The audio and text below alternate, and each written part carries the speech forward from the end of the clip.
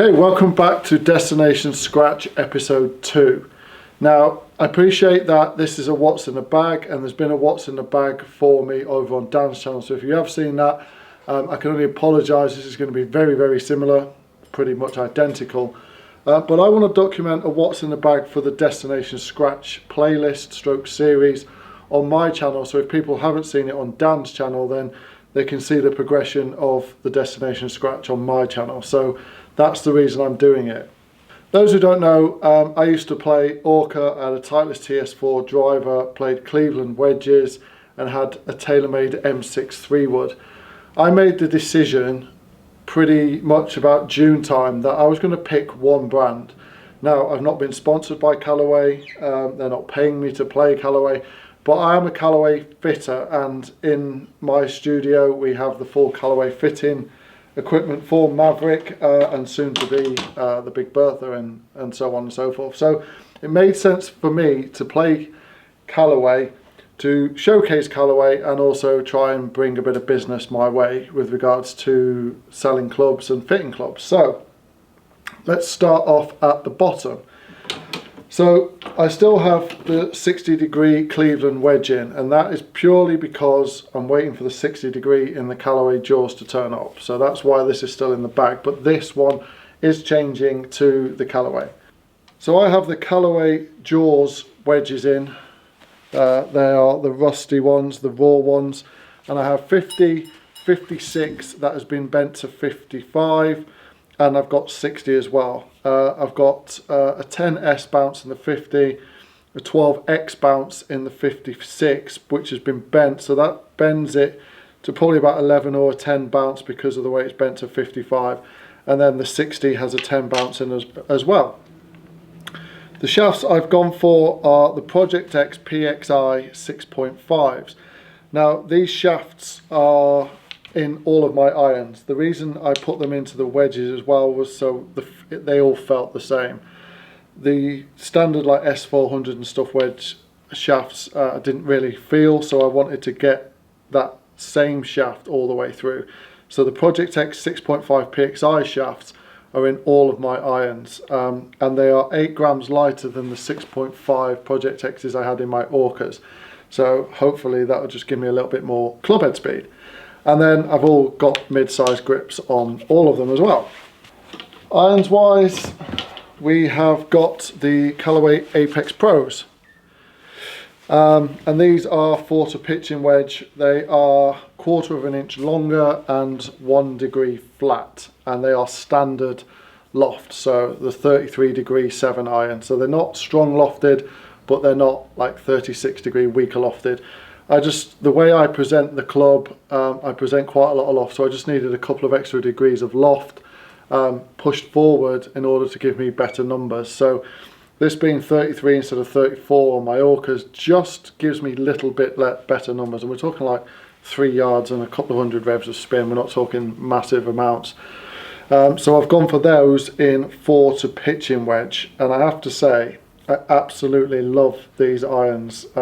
They just sound good, feel good, and they are quite small headed, so they're a little bit of more of a player's iron as opposed to like big headed forgiveness, but because they're cavity backs, I do have that little bit of forgiveness in them as well. Also in my bag I have a 2 iron, which is the Strixon ZU85. Now this one may change because Strixon are just releasing a new utility iron. I've seen it, we're getting the full Strixon fitting kit in here, so that could possibly change to the new one, but it'll still be a 2 iron, it'll still be the 18 degree, and the shaft in this is the X100 True Temper Dynamic Gold. Again, 1/4 of an inch longer and 1 degree flatter, and this thing's just a weapon. I absolutely love this. Well, I have stages of loving this off the tee. I also have stages of hating it. It's not the easiest club in the world to hit, a 2 iron, but I just feel like it gives me that lower ball flight in windy situations. I use this to I just use it to a tee at the average golfer into wind, just keeping it low and getting like 150, 180 yards down the fairway. Definitely a good buy, but this one will be going to the new one when they come in, probably in a couple of weeks. Now onto the hybrid. This hybrid is interchangeable with the 2-iron depending on situations, and this one is the Maverick Pro 3 hybrid, which is 20 degrees of loft. Again, I just prefer the more woody looking hybrids as opposed to the ones that are quite high-toed for the irons, so that's why I went for this. The shaft in this is the Even Flow Black 6.5 85 gram, so it's a little bit heavier than what I've played before and a little bit stiffer than what I've played before, but the black shaft is a lower launching shaft, lower spinning shaft, so this is something like about a 220 to 235 club, strike dependent. It can also be about a 10-yard top, but the numbers I'm getting from this are sort of 220 to 235 depending on how much I step on it. Again, great club, looks fantastic down at address, so yeah, definitely one that can land softer as opposed to the 2-iron, which is more of a lower penetrating ball flight. Then the club that replaced the M6 3-wood that I absolutely adored, and again it's the Maverick and it's the SubZero this time, so we've got the weight at the front and the heavier weight at the front, the lighter weight at the back, and this is just purely for low spin, out and out distance. I do use this off the fairway, but it's more of a off the tee club. If I don't want to run out too far or there's a bunker in the way at the landing zone for the driver, then the 3-wood will come out just to lay up a little bit shorter. Shaft in this is the Hasda Smoke 6.5 60 grams, so it's a light shaft or lightish shaft at 60 grams, but has the X-Flex stiffness for the stability, so I do get fairly good swing club head speed out of this. Again, the same grips all the way through. This is just a weapon. I love it, and I love the fact that it's a smaller profile on the head as opposed to the normal standard Maverick and the Maverick Max. I like small headed clubs. And then we also have the driver, which unsurprisingly is Maverick, and again we've gone for the SubZero. I have this in neutral standard settings. I've not really played around with the settings yet. Again, the weight is at the front, the heavy weight at the front, smaller weight at the back. Shaft wise, absolutely identical to the 3-wood, 60 grams, so fairly light. When it comes to shafts, obviously there's lighter shafts, but there's also really heavy ones. But 6.5, so it's got that stiffness to give me the stability. Swing speed with this, normal is around about sort of 110-ish, but if I really step on it, I can get it up to 120 if I really want to get a bomb ball out there. Problem with that is I have no idea where it's going once it leaves the club face. It could end up anywhere. That could be down to, you know, this isn't the most forgiving driver in the world, so arguably it's probably not the best one for me, but it's kind of catch-22. Where I play a lot of vlogs as opposed to competition golf. It's all about YouTube distance, bombing it. If we're doing a 59, it's all about I'm there to try and get the distance off the tee, as opposed to just getting it in play. So that's why I've got this. So arguably I could probably change that to like a Maverick Max and have that extra forgiveness, but where would the fun be in that? And then as for putter, well, we've gone for a custom putter by a company called Sync Golf.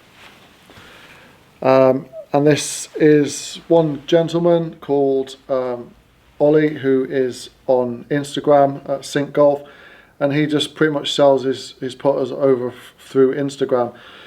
I have to say, there are moments where I put horrible with this, but when I'm thinking about it and concentrate, this putter is fantastic. It's a 35-inch, and it's got the KBS shaft completely like stickered off, and it's also got a little bit of custom printing full time on the bottom there as a little bit of a homage to Lester, who's given me that nickname.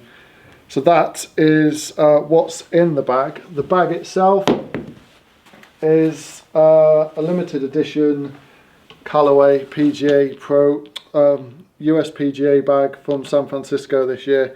This is what I use when I've got a trolley or I'm on a buggy and things like that. But if I need to carry a bag, then I've got a Callaway ultralight, hyperlight bag that we'll use to take away for trips and stuff just because of the weight.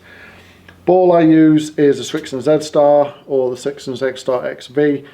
Used that for the best part of 2 years now. Great ball. I did go through a stage of changing to the OG ball to give it a test. Won the average golfer with that. But I seem to always gravitate back to the Srixon Z-Star. So that's what ball is in the bag this year. So that's just a little what's in the bag for me for this year. So you can see when I'm taking this journey on Destination Scratch, exactly what balls, what clubs I'm going to be using. And also if you do watch the course vlogs and miss my what's in the bag with Dan, you can see what clubs I'm using. I'm a tinkerer. These will stay for about a year, I would guess. But at some point next year, don't be surprised if I change again. It's just what I am. I like new shiny things. I like to try different things.